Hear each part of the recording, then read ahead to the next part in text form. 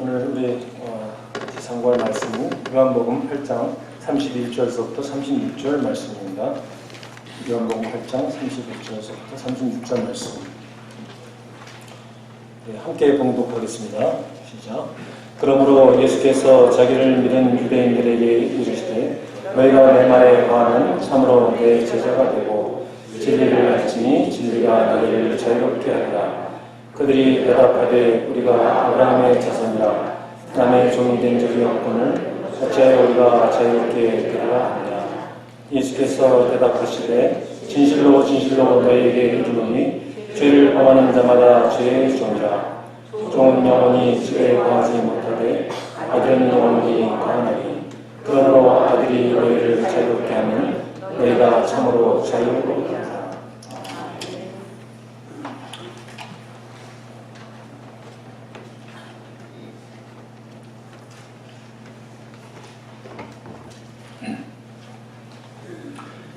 오늘 그 주차하시면서 예배당 저쪽 끝에 식당 쪽에 그 주차된 까만 RV 차량을 보신 분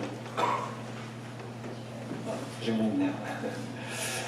그 아까 소개해드린 김승진 신경수 집사님 분께서 이제 1년간 미국 도처를 이제 다니실 계획으로 갖고 오신 RV입니다. 한번 나중에 구경해 보십시오. 자, 두 번째 질문. RV 차에 적혀있는 글을 보셨습니까? 차는 보셨다고 그러는데 은선자매는 글도 보셨어요? 네. 거기 좌우에 뭐 복음 성경책 이미지도 있고 그다음에 성경 말씀도 있고. 근데 어제 아침에 보면서 먼저 눈에 딱 들어온 게 있었어요. 네. 이런 글귀에요. 나중에 한번 보세요. Who am I? 나는 누구인가? 네. Why do I exist? 나는 왜 존재하는가? What is my life for? 나의 인생은 무엇을 위한 것인가? 나의 인생 목적이 뭔가 이런 질문이겠죠.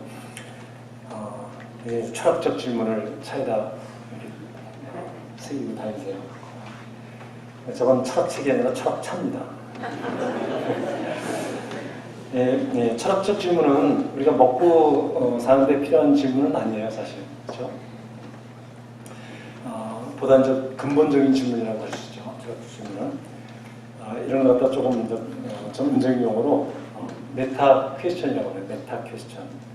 META 퀘스천인데, 그 메타라는 말은 이제 헬라어인데 그대로 영어로 쓰고 있는 단어거든요. 뜻은 이제 애프터라는 뜻이에요. 뭐뭐 뒤에 그런 뜻인데, 그래서 그 물리학을 예를 들어서 물리학을 피직스라고 그러죠. 피직스라고 하는데 거기다 앞에 메타를 붙여가지고 메타 피직스 하면은 피직스 다음에 오는 거니까 뭘까요? 메타 피직스는 철학의 한 분과인 그 형이상을 뜻합니다. 그러니까 피직스보다 다음에 오는 것이고 그거에 대한 어떤 질문을 던지는 그런 학문이죠. 그러니까 물리학은 이 존재하는 어떤 대상들을 가지고 연구를 하는 거잖아요.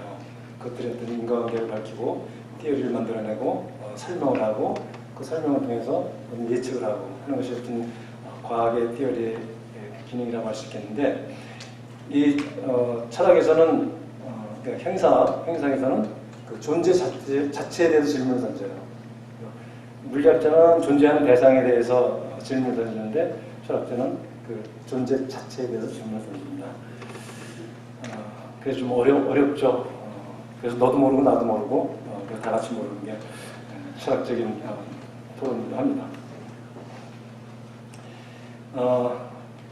그 일상생활에서 이런 표현을 좀 안 쓰죠. 근데 만약 어떤 분이 이 예배당 안에 몇 명이 존재했습니까? 라고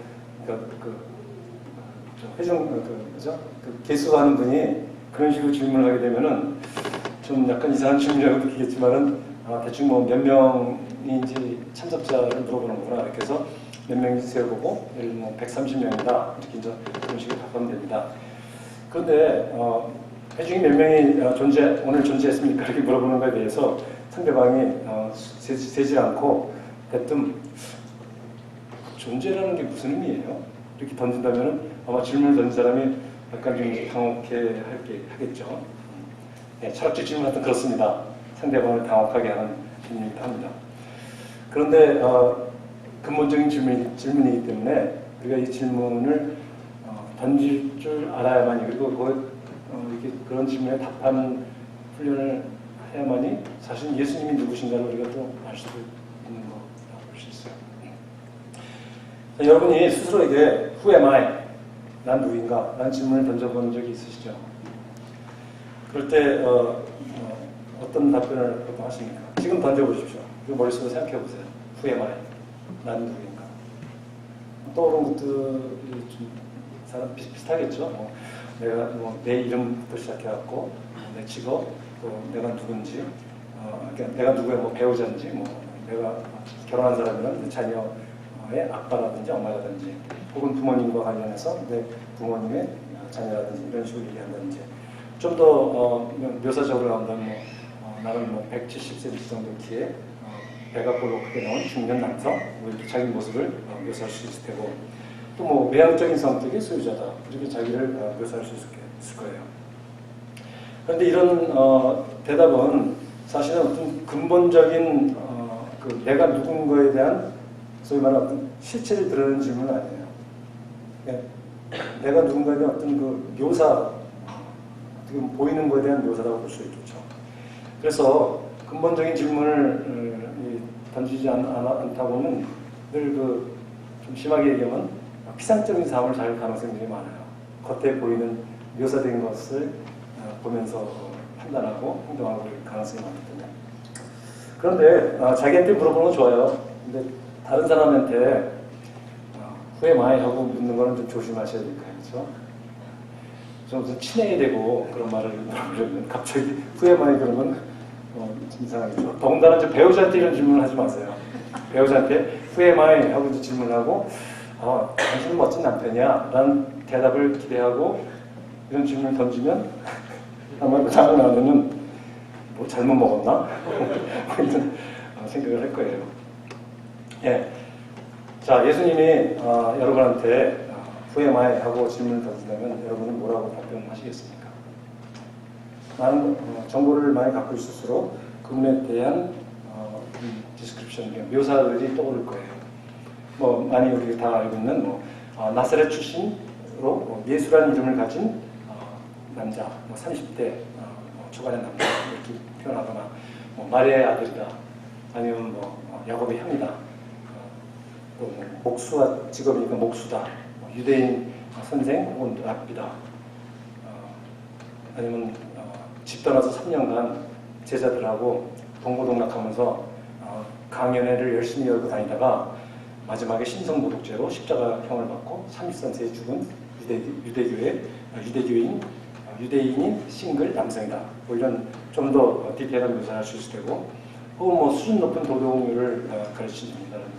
이렇게 여러 가지 다양한 방식으로 예수님이 누군가라는 질문에 대해서 예수님 물어보신다면 그런 답변들을 할 수 있을 거예요. 그런데 이것은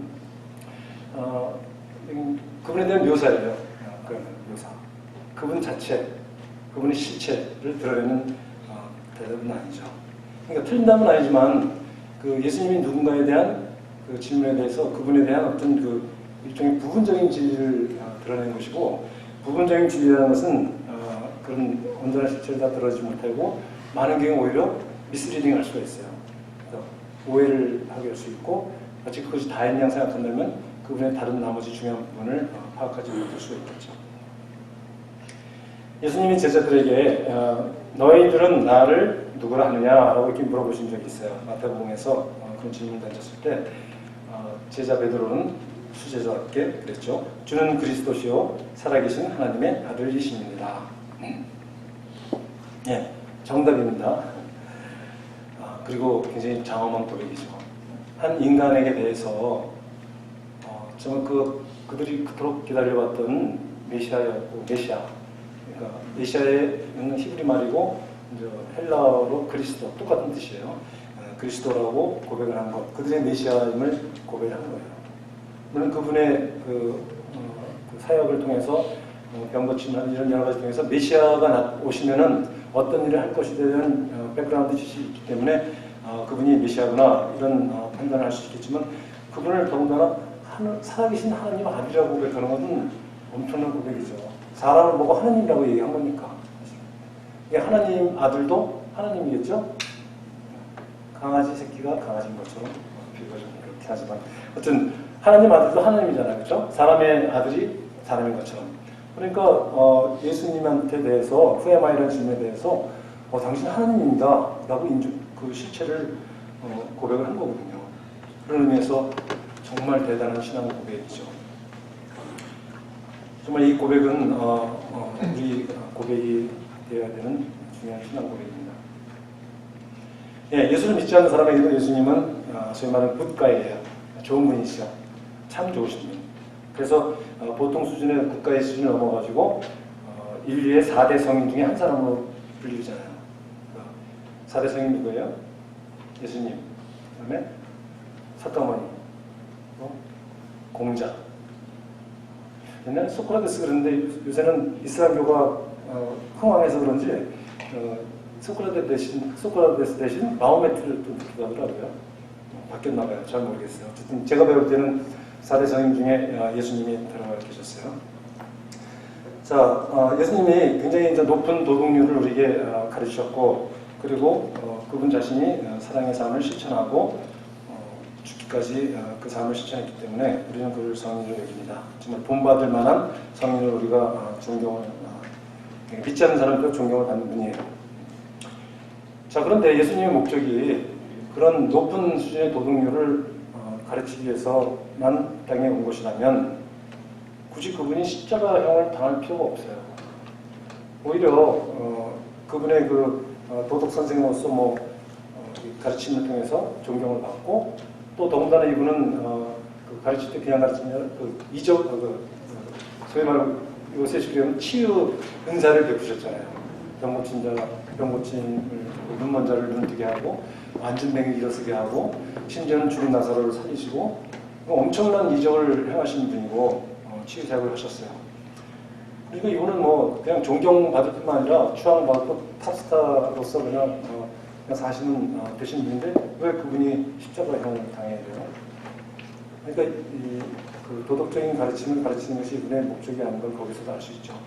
실제로 그분이 돌아가신 것은 죽은 것은 신성모독죄로 처형을 당한 것이죠.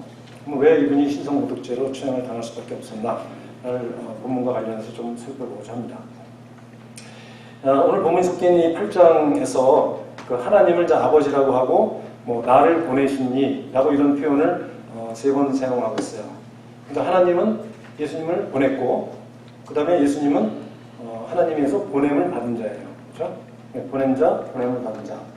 이 당시 고대운동의 이제 셈족 문화 전통에서 보낸 자와 보냄을 받은 자는 동격이에요. 그리고 보냄을 받은 자는 그 보낸 일을 대표해서 그분의 권한을 대행하는 일종의 에이전트 역할을 하는 자예요. 예를 들면 사신이 그런 역할이죠. 이것이 그런 외무부 장관, 그 대통령의 어떤 메시지를 전달하는 자지만 그분은 대통령을 대신하는 보냄을 받은 자이기 때문에 그분을 대통령 대하듯이 예우를 갖춰서 다른 나라에서 대우를 하고 그런 것이죠. 어쨌든 에이전트로서 권한을 대행하는 역할을 합니다. 자, 그래서 예수님은 하나님 아들로서 그 하나님 아버지의 보냄을 받은 분이시기 때문에 이분은 하나님 아버지를 온전히 드러내는 분이에요. 그분 말씀도 실제로 그렇게 얘기하셨죠. 나는 하나님 뜻에 따라서 그분이 말씀하신 걸 말하고 그분의 뜻을 행한다는 말씀, 그분 뜻 아닌 걸 행하지 않는다 이런 말씀을 할 정도로 완벽하게 하나님과 자기가 그냥 거의 하나다라는 실제 우리는 삼위일체라는 그 신앙적인 교리적인 어떤 고백을 통해서 그걸 이해하고 있지만 그게 삼위일체 하나님의 방식이에요. 그분의 뜻을 정확히 알고 완전하게 알고 그분 뜻대로 행하는 것. 자, 그 8장 우리 지금 8장 42절에서도 이렇게 말씀하고 있어요. 내가 하나님께로부터 나와서 왔습니다. 나는 스스로 온 것이 아니요 아버지께서 나를 보내신 것이라 라고 지금 말씀합니다.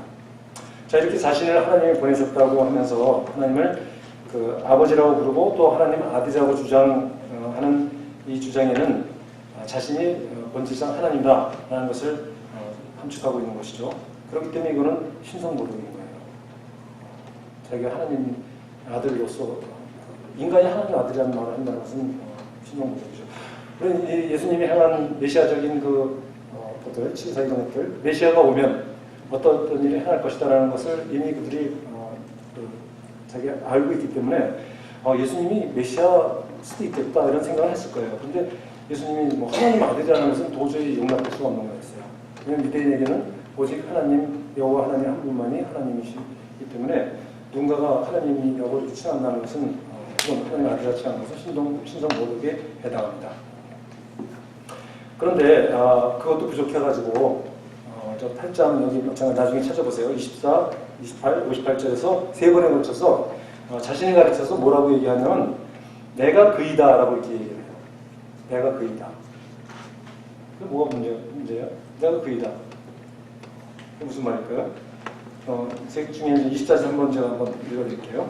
그러므로 내가 너희에게 말하기를 너희가 너희 죄 가운데서 죽으리라 하였노라. 너희가 만일 내가 그인 줄 믿지 아니하면 너희 죄 가운데서 죽으리라.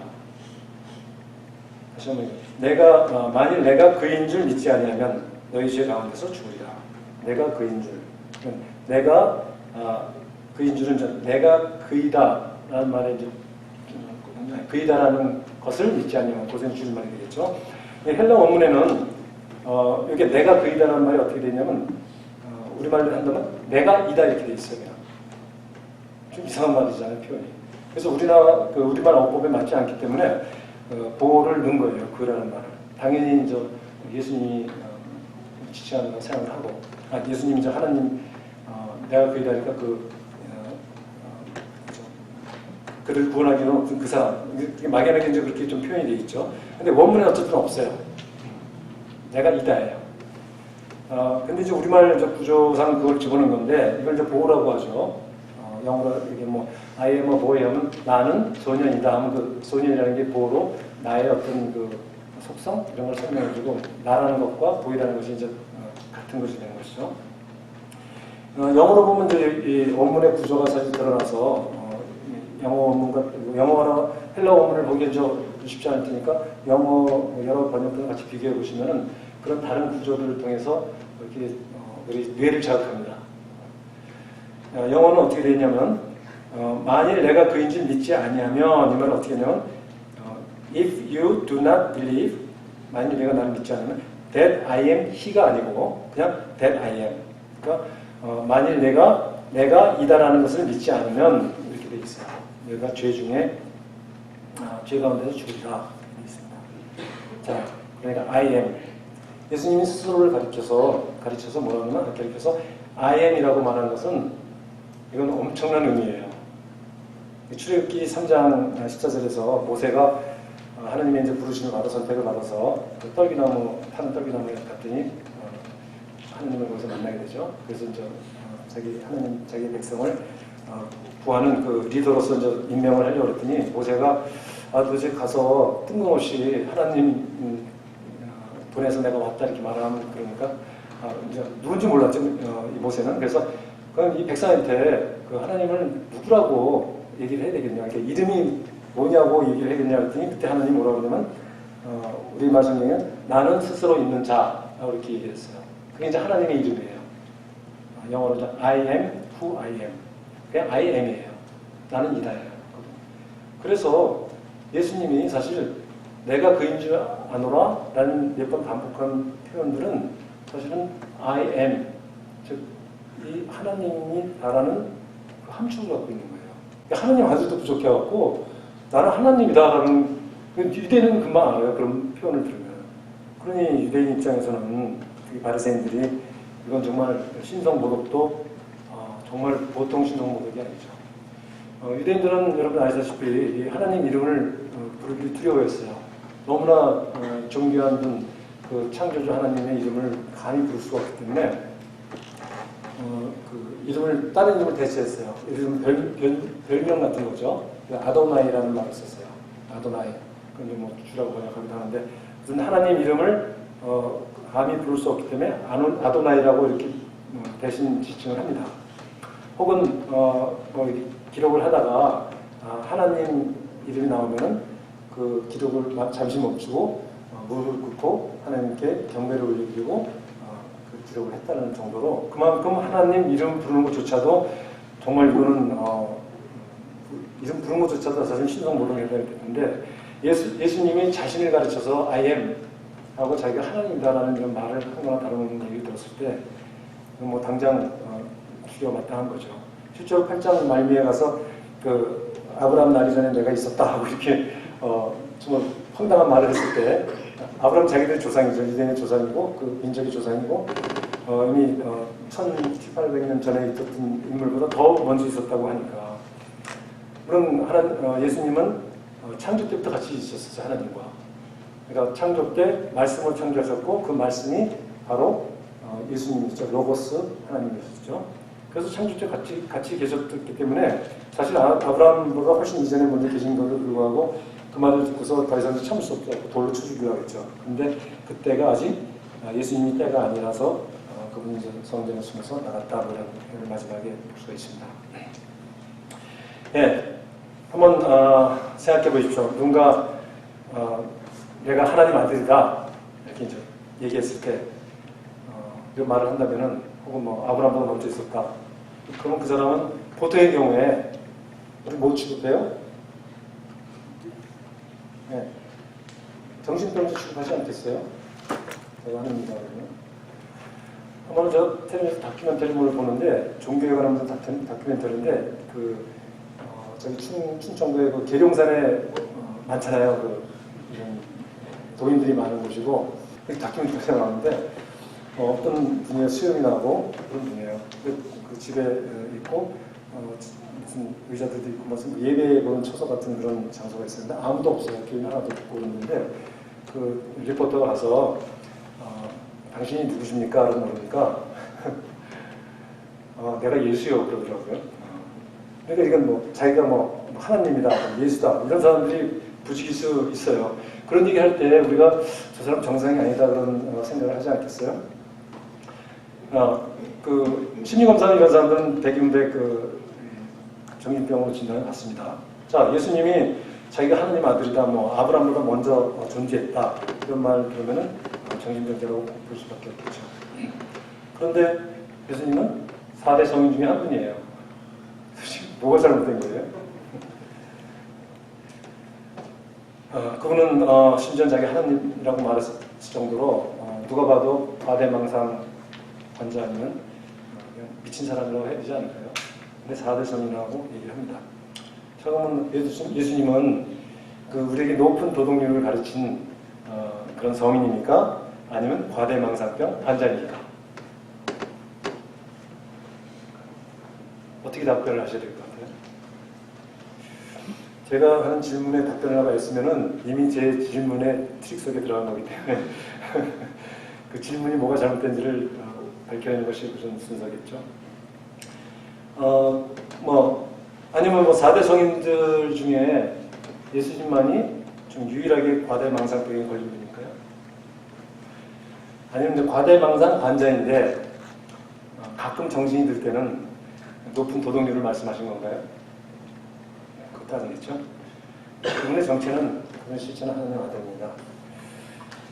그래서 예수님이 말씀하신 도덕률은 보여지는 것이에요. 그냥 굉장히 지혜로운 말씀인데 그 말씀은 너무나 지혜롭기 때문에 사람들이 그 지혜를 정말 높이고 정말 인간으로서 최고의 어떤 지혜를 얘기를 한다 이렇게 이제 얘기를 하는 거지만 사실은 그분이 이런 말씀하신 것은 그분은 하나님이시고 천지창조 때 천지를 창조한 지혜로 말씀으로 지혜로 창조한 그 지혜로부터 나온 것이죠.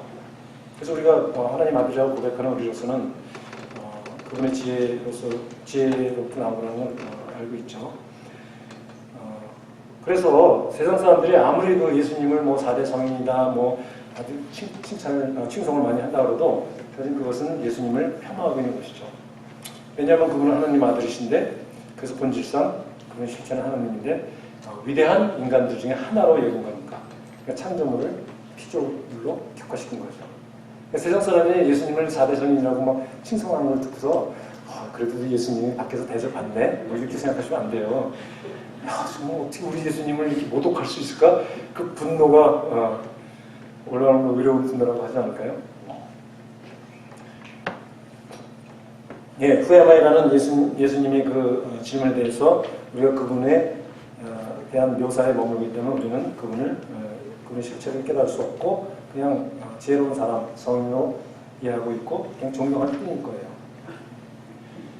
그리고 그런 부분적인 진리에서 사실은 그분이 하나님이시라는 우리의 신앙 고백인 그 하나님이시라는 그 진리를 사실은 축소하고 은폐를 하는 것이죠.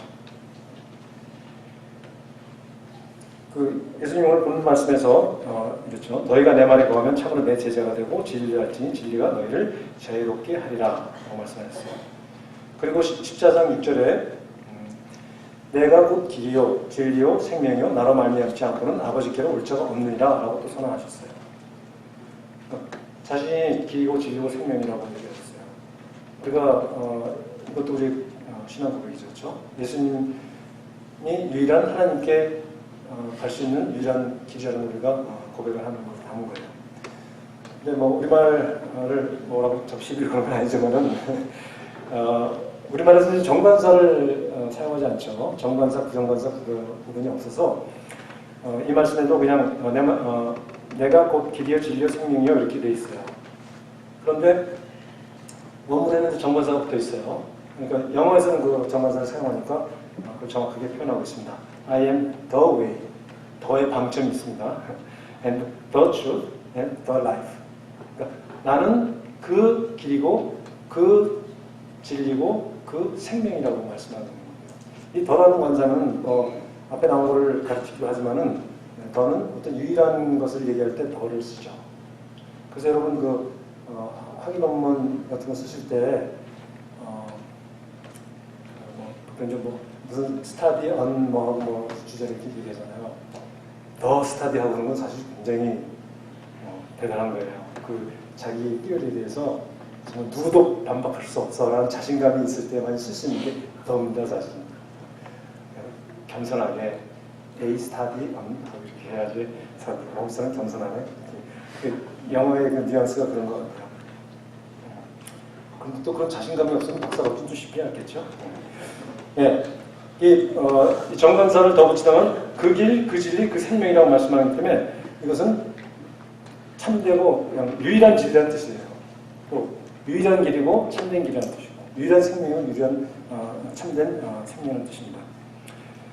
우리는 그 하나님 없이 살겠다고 이제 독립선을 하고 예단을 뛰쳐나가고 그래서 애쓰고 평생 수고하고 땀 흘리고 그냥 먹고 살다가 누구는 좀 더 잘 먹고 살다가 누구는 뭐 벤치 타고 살다가 누구는 지금 폰이 없나? 여기 제 일삼차가 뭔가요? 200만 마일 된 중고차를 타거나 어쨌든 그렇게 살다가 로마서 6장 24절에 말씀하신 것처럼 죄의 삭은 사망이요 하나님의 은사는 그리스도 예수 우리 안에 우리 주 안에는 영생이라 그 말씀대로 죄의 삭은 사망입니다. 그리고 죽음의 심판을 받습니다. 그렇게 될 우리 인생을 불쌍히 여기셔서 하나님께서 공의를 베푸시고 자비를 베푸셔서 하나님께 돌아가는 유일한 길, 또 진리, 생명이신 예수 그리스도를 통해서 우리를 구원하신 것은 정말 하나님의 전적인 그분의 은혜죠. 은혜는 뭡니까? 받을 자격이 없는 자에게 그냥 베풀어 주는 거예요. 베풀어 주는 호의를 우리가 은혜라고 하죠. 네, 우리는 아무 자격이 없지만은 뭐 나름대로 어떤 자격이 있다고 생각하시면 적어도 구원을 받을 자격은 없어요. 왜냐하면 우리가 어떤 성취나 어떤 행동이나 모든 걸 통해서 하나님 기준에는 미달이니까요.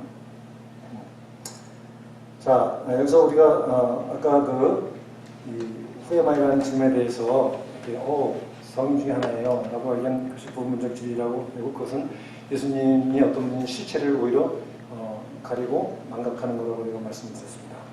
예수님은 자신이 진리라고 얘기했어요. 이 진리란 말은 헤라어로 알레테이아라는 단어입니다. 두 단어가 합쳐진 거예요. 알파벳 A에 해당되는 그 다음에 데이아 두 단어가 합쳐진 건데 A라는 뜻은 영어에서도 A가 그런 뜻인데 not 부정의 의미가 있어요. 그래서 theist 하면 유신론자고 atheist 하면 무신론자고 이렇게 되죠. A가 시메트리 하면 뭐 좋아하고 A를 붙이면 asymmetry 하면 좋아가 부조화 뭐 이런 거죠. 부정의 의미가 있고 뒤에 그 렛데아는 여러분 그리스 신화에 사람이 죽으면 지하세계 혹은 뭐 지옥 뭐 글로 갈 때 건너는 강이 있어요. 몇 가지 강이 있는데 그 중에 한 강이 렛데의 강물이에요. 거기 죽은 사람은 그 렛데의 강물을 마셔야 돼요. 망각의 물이에요. 과거의 모든 것 다 망각하라 그런 의미인 거예요. 그래서 진리란 말이 굉장히 흥미롭지 않아요? 알레페이야. 망각하지 않는 것, 혹은 은폐하지 않는 것, 이런 의미가 있습니다. 예수님은 진리라는 의미의 한 의미는 이런 언어적인 의미와 관련해서 의미는 그분은 우리가 망각한 것을 생각나게 하시는 거예요. 우리 모두에게는 천국의 기억이 있어요. 에덴의 기억이 있어요. 에덴에서 하나님과 살아계신 하나님과 얼굴을 맞대고 살고 또 그분과 동행하고 또 그분이 공급하신 무한한 자원을 그냥 무한히 누리는 그런 그리고 그분의 생명인 영생 축복을 누리며 살던 에덴 아무리 생각해도 그게 어떤 상태인지 가늠이 잘 안 되는 머리로는 이해가 되지만 그렇지만 그거에 대한 아슬한 기억이 우리 안에 있는 거예요. 그걸 갖다 어떤 사람들은 하나님에 대한 갈망이라고 표현해요. 그래서 우리는 하나님을 떠났지만 우리가 하나님 없이는 죽게 되고 심판을 받게 되는 것을 본능적으로 알게 되는 우리는 하나님을 찾는데 그걸 뭐 신에 대한 갈망이라고 이제 그런 정신분석학자도 그런 표현들을 많이 쓰는데 그 갈망을 잘못된 데다 향하면은 그 길은 길 같지만 진짜 길이 아니에요. 세상에 많은 종교들이 다 신을 찾습니다. 그 길이라고 있습니다. 다 각자 다 더 웨이라고 믿습니다. 이 길을 가면은 열반이 될 것이라고 믿습니다. 근데 우리 인생은 한 번뿐이 못 사는 인생인데 어느 길을 열심히 갔어요. 그 길인 줄 알고. 근데 막판에 갔더니 그 길이 아니야. 그럼 어떻게 해야 돼요? 이게 길이 아닌가 봐요 하면서 다시 돌아가면 되는데 인생은 돌아갈 수가 없어요. 한 번 가면 끝이고 그 마지막 순간에 하나님 찾으면 되지 않겠냐 생각하는데 그게 쉽지 않아요. 왜냐하면 평생에 걸쳐서 기적을 믿었던 신념이 그걸 허락하지 않아요. 볼 수 없게 만들어요. 진리를 들어도 들을 기가 없는 자가 되어버렸기 때문에 도와줄 수가 없어요. 오직 이 에덴의 기억은 기억 속에 남아있는 것이 아니고 하나님께서 우리를 다시 에덴의 회복을 우리 삶을 통해서 에덴의 회복을 원하십니다. 오늘 본 말씀에서 우리가 진리 안에 가면 우리가 자유롭게 된다는 말 정말 감동적인 표현이고 저는 예수 믿기 전에도 이 말씀을 알았어요. 근데 이 성경에 있는 줄은 몰랐어요. 정말 이 말씀은 데모할 때 쓰는 말씀인 줄 알았어요. 보니까 성경에 있더라고요. 어둠의 세력들을 물러오게 하는 빛이라는 것도 다 성경에 있더라고요. 우리는 데모하는 사람 전임으로 되었는데, 그 에덴의 회복을 예수 그리스도를 통해서 시작을 하셨고 이제 온전히 그 회복이 이루어질 때가 올 겁니다. 우리가 그거를 소망 가운데 기다리면서 살아가고 있죠. 자, 간단합니다. 그 에덴의 그 복된 삶을 우리가 망각한 것, 그건 진리가 아닌 거예요. 알레테아가 아니고 테아, 망각하고 잊어버리고 그 길을 알 수가 없어요. 우리는 알 수가 없는데 예수님이 신인 자신을 통해서 길임을 보여주시고 증거하시고 우리가 그분을 진리 안에 있으면 우리는 사망의 종로서 자유케 된다는 선언을 하셨어요. 나중에 기회가 되면은 이 선언은 단순히 우리가 예수 믿고 구원 받았네, 구원 받을 것이고 받았고 받고 있고 받을 것이다 라는 맥락 속에 이해하는 것이 아니고 그것이 우리 삶에서 어떻게 적용되는 측면에서 우리 그냥 좀 심리학적인 용어로 표현한다면 우리 내면 세계의 치유 회복도 관련이 있어요. 왜냐하면 우리 안에 에덴이 회복된다는 것은 우리가 뭐 하나님 다시 몇 년은 대할 수 있는 거룩한 존재가 되고 그다음에 뭐 예수님이 다시 오셔서 같이 찬양하고 그것만을 생각하면 우리가 이 종말의 때를 살아가는 동안 우리는 하나님 예수 믿고는 영생이 우리 안에 있다고 하고 영생을 누리면서 우리가 살게 돼 있다고 하는데 도대체 영생이 뭐야? 라는 질문을 던질 때가 많아요. 설마 영생이라는 것을 뭐 그런 세상적인 어떤 그 복들하고 바꾸진 않겠지만 우리의 그 영생이라는 것은 전 인격적인 회복을 얘기하는 거기 때문에 우리의 그 내면 세계의 모든 망가져 있는 것들, 왜곡되어 있는 것들 그런 것들을 다 회복하는 과정을 우리가 갈 때 그것도 영생의 복을 누리는 것을 할 수도 있습니다. 지난 시간에 잠깐 그 인격 왜곡이라는 얘기하면서 여러 가지 인격 내용들을 얘기했죠. 다 뭐 한두 개, 아니면 몇 개, 그것도 다 그냥 다 있어요. 그건 왜곡이에요. 그 왜곡이 있을 때는 그 온전한 그 관계의 어떤 즐거운 축복을 누릴 수가 없습니다. 제가 성령의 역사를 부인하는 것이 아니고 그 성령님께서는 참 간절히 우리가 영생의 축복을 누리는 살아가길 바라지만 우리 스스로가 안 될 거야, 할 수 없어 라고 그냥 의식하는 것보다는 그냥 무의식적으로 이렇게 자기가 그냥 반응하는 거예요. 그래서 그런 부분들을 우리가 다루는 것도 우리가 그 영생의 축복을 누리는 삶이 어떤 것인 것을 그 회복의 과정들을 실제로 이렇게 겪을 수 있다는, 경험할 수 있다는 생각을 합니다. 예, 우리가 예전에 그 복된 삶을 망각하고 하나님 없이 살아가던 그런 불쌍한 인생들, 또 죄의 종노릇을 하다가 나중에 이제 마지막에 사망의 금료를 즐겁게 받게 될까요? 그 금료를 받게 될 인생에게 하나님께서 당연히 자신이 돌아갈 수 있는 그런 그 길, 그 진리, 그 생명, 그것을 예수님이라고 설명하십니다. 이 말씀을 아멘으로 진정을 받아들이시는 자만이 하나님의 그 영생의 축복을 누릴 수 있습니다. 기도하시겠습니다. 하나님 아버지, 정말 예수님이 길고 진리고 그 생명이신 예수님을 우리에게 보내주셔서 하나님께 돌아가는 길을 저에게 보여주시고 또 가게 하시고 또 그 길 속에서 하나님과 동행하는 축복을 누리게 하시면 감사드립니다. 우리가 이 생명의 축복을 온전히 누리기를 원하고 우리가 단순히 죄의 종노릇을 하다가 돌아온 자가 아니고 죄의 종노릇을 했을 때 모든 옛사람의 어떤 습관과 우리의 망가진 인격의 모든 기능들 또 그런 모든 관계들이 온전히 회복돼서 하나님 보시기에 아름답고 거룩한 자가 다 되시도록 주님 축복을 내려주시옵소서. 감사드리며 예수님 이름으로 기도드렸습니다. 아멘.